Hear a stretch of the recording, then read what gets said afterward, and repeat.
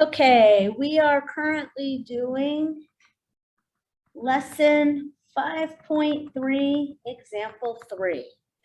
And in this lesson, they're giving us two equations, x minus 1 equals negative 4y, 3x plus 5y equals 10. Okay, my equations are not in slope-intercept form, so we're probably not graphing them. I don't have an isolated variable, so I'm probably not using substitution. I would like to use elimination, but my equations aren't in the same format. Here's my x's, but here I have a constant and then a variable, and here I've got a variable and then a constant. I need to manipulate one of these equations so that both of them are in the same form.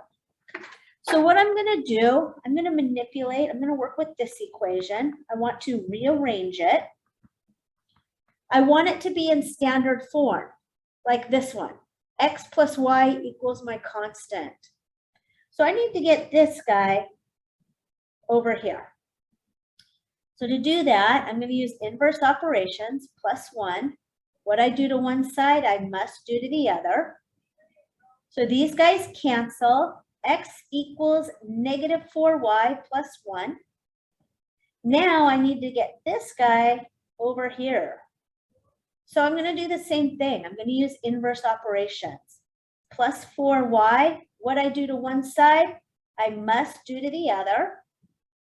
So now I have x plus 4y equals, these guys cancel, positive 1. Now, both of my equations are in the same format. X plus y equals my constant. So let's bring this one down. 3x plus 5y equals 10. Pull this one over. X plus 4y equals 1. As I can see, they're both in the same format. My x's, my y's, and my constants all line up. So if I'm going to use elimination, I need to have the same term, one positive, one negative. So I'm going to multiply this whole thing by 3. I've got 3x, I'm going to use the distributive property, plus 12y equals 3. Let's bring this equation across. Okay, as I can see, everything is still lined up. I have identical terms, 3x and 3x, that's great. But they're both positive. So they don't eliminate each other. They don't take each other out because they're both positive. So what would happen if I multiplied this whole equation by negative 3? Multiplying the whole equation by negative 3 effectively changes the sign of every term. This is a negative 3. Now I have identical terms. One's positive, one's negative. So they are eliminated. Positive 5, negative 12 is negative 7y. Positive 10 minus 3 is 7. I need to isolate my variable, so I'm going to divide by negative 7. What I do on one side, I must do to the other. Y equals negative 1. Now, I get to look at all 3 equations, 1, 2, 3, and pick the easiest equation to work with. And I think the easiest equation to work with is going to be x plus 4y equals 1, because I'm working with smaller numbers here. So now I'm going to take my y, and I'm going to substitute it right here for y. X plus 4 times negative 1 equals 1. X minus 4 equals 1. Need to isolate the variable, so I'm going to add 4. What I do to one side, I must do to the other. X equals 5. So my solution is xy. My solution is 5, negative 1. Okay, let's do another one. Let's do another one.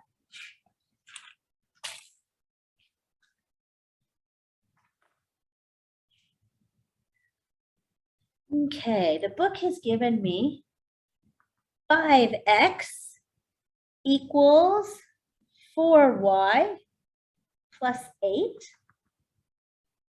3y equals 3x minus 3. Okay, there's a couple of ways that we can go about solving this. First of all, neither of them are in slope-intercept form, so graphing is going to be kind of hard. I don't have an isolated variable yet, so substitution is going to be hard. And neither of them are in the same format, so I can't use elimination. Now, with this problem, there's a few things I can do. When I look at this equation, I can see that all my coefficients and my constant are multiples of 3. So I can manipulate this equation. I can rework it. Just like I can multiply an entire equation by a number, I can also divide an entire equation by a number.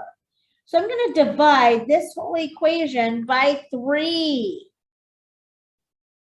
And that's going to give me, these guys are 1, y equals x minus 1. So I divided every term in this equation by 3. This is my new equation. And when I look at it, I now have an isolated variable. Y equals x minus 1. So I can go back to really either equation. I'm going to use the top equation. Actually, not either equation. This is the equation I manipulated. Here's my new equation. So I'm going to go back to my top equation right here. 5x equals 4y plus 8. And I am now going to substitute this for y.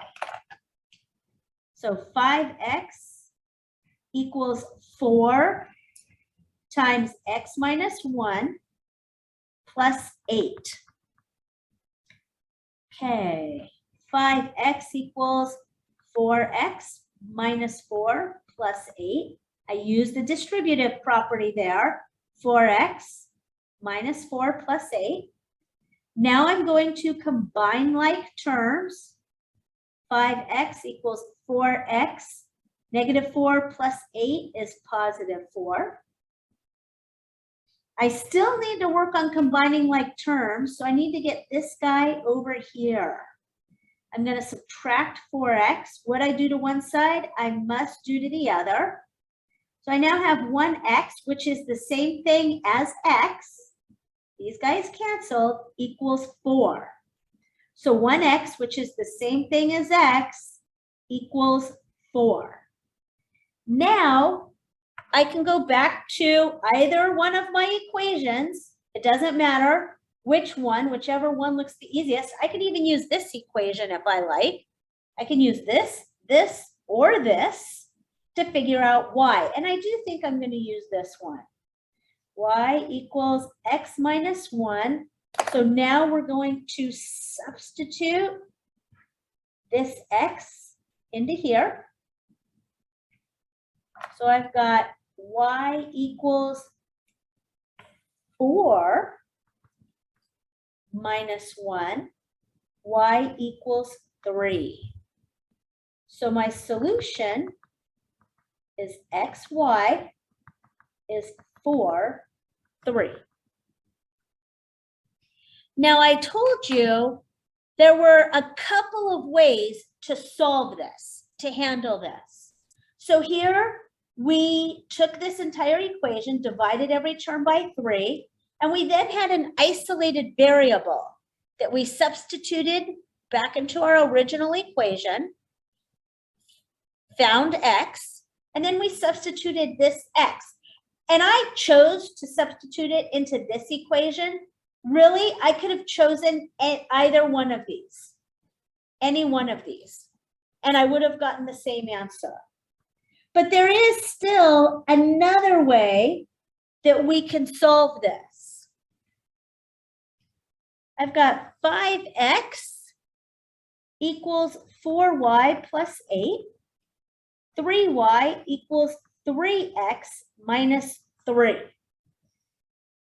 Okay, so they're not in slope-intercept form. They're hard to graph. I don't have an isolated variable, so I can't substitute. And they're not in the same format. I have an x and a y and an x, and a constant. This is kind of a mess. So I'm going to need to move some things around.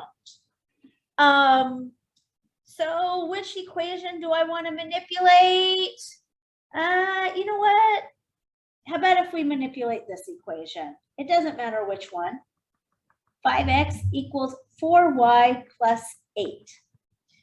Okay, so here, y is by itself equals x and a constant. So I need to get this y by itself, like we have here. I need to get this y by itself, like we have here. So I need to get rid of this positive 8. This positive 8 needs to come over here. So I'm going to subtract 8, use inverse operations. I'm going to subtract 8. What I do to one side, I must do to the other. So I now have 5x minus 8 equals 4y, because these guys canceled. Now, they are in the same format, they're just flipped. Y equals x and the constant. So I'm going to flip this equation so that it matches this. So I've got 3y equals 3x minus 3. I've brought that equation down. I'm going to flip this because it doesn't, this is the same thing as this. We can flip it. It doesn't matter which side of the equal sign both sides are on, each expression is on. It doesn't matter which side of the equal sign the expression is on. I can flip them. So now I'm going to take 4y equals 5x minus 8. Now, both of my equations are in the same form. Y equals x and my constant. They're in the same form. So I need to get rid of either my x or my y. What am I going to do? Well, let's see. You know what? Since y is here by itself, I'm going to mess with my x's. Let's mess with the x's. So let's multiply this whole thing by 5 and this whole thing by 3. So I now have 15y equals 15x minus 15. 12y equals 15x minus 24. Okay, so I now have 15x and 15x. I have identical terms, but they're both positive. They don't eliminate each other. So how about, I'm going to make this guy negative. So I now have negative 12y minus 15x plus 24. It didn't matter which one I made negative. I just chose that one. Okay. 15y minus 12y is 3y. These guys cancel each other or are eliminated. And 24 minus 15 is 9. So divide by 3, y equals 3. Now, I'm going to come back up and I can pick either one of these equations, either one of these equations. I can even use this equation. I have choices here. So I'm going to pick the easiest one to work with. And frankly, I think it's going to be this one. 3y equals 3x minus 3. And this is going to substitute right here for y. So I now have 3 times 3 equals 3x minus 3. 9 equals 3x minus 3. I need to isolate my variable. So I need to get rid of this. I'm going to add 3. What I do to one side, I must do to the other. 12 equals 3x. These guys cancel. Divide by 3, divide by 3. 4 equals x. So my solution,